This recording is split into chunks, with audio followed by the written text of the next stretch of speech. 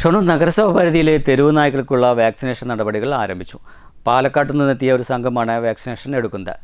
നഗരസഭാ പരിധിയിൽ തെരുവ് നായ്ക്കളുടെ ശല്യം രൂക്ഷമായതിനാലും ആളുകളെ നായ കടിച്ച് പേവിഷബാധ സ്ഥിരീകരിച്ചതിനാലുമാണ് നടപടികൾ നഗരസഭ വേഗത്തിലാക്കിയത്. ഷൊർണൂർ നഗരസഭാ പരിധിയിൽ തെരുവ് നായ്ക്കളുടെ ശല്യം രൂക്ഷമായതിനാലും ആളുകളെ നായ കടിച്ച സാഹചര്യത്തിലും കടിച്ച നായയ്ക്ക് പേവിഷബാധ സ്ഥിരീകരിച്ച പശ്ചാത്തലത്തിലുമാണ് തെരുവ് നായ്ക്കൾക്കുള്ള വാക്സിനേഷൻ നടപടികൾ നഗരസഭ വേഗത്തിലാക്കിയത്. ബുധനാഴ്ച രാവിലെ മുതൽക്കാണ് വാക്സിനേഷൻ നടപടികൾക്ക് തുടക്കമിട്ടത്.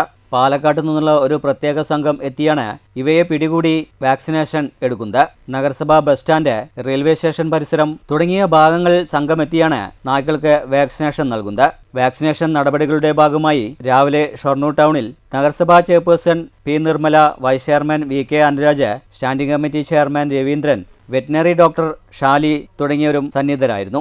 പരമാവധി നായ്ക്കളെ പിടികൂടി വാക്സിനേഷൻ നൽകാനാണ് നിർദ്ദേശം നൽകിയിരിക്കുന്നത്. വാക്സിനേഷൻ പ്രൊജക്ടിനായി തുക വകയിരുത്തിയിട്ടുണ്ടെന്നും എന്നാൽ ഇത് പാസ്സാകാത്ത സാഹചര്യത്തിൽ ഓൺ ഫണ്ടിൽ നിന്നും തുക ചെലവഴിച്ചാണ് വാക്സിനേഷൻ നടപടികൾ നഗരസഭ ആരംഭിച്ചിരിക്കുന്നത്. News centre, Shoranur.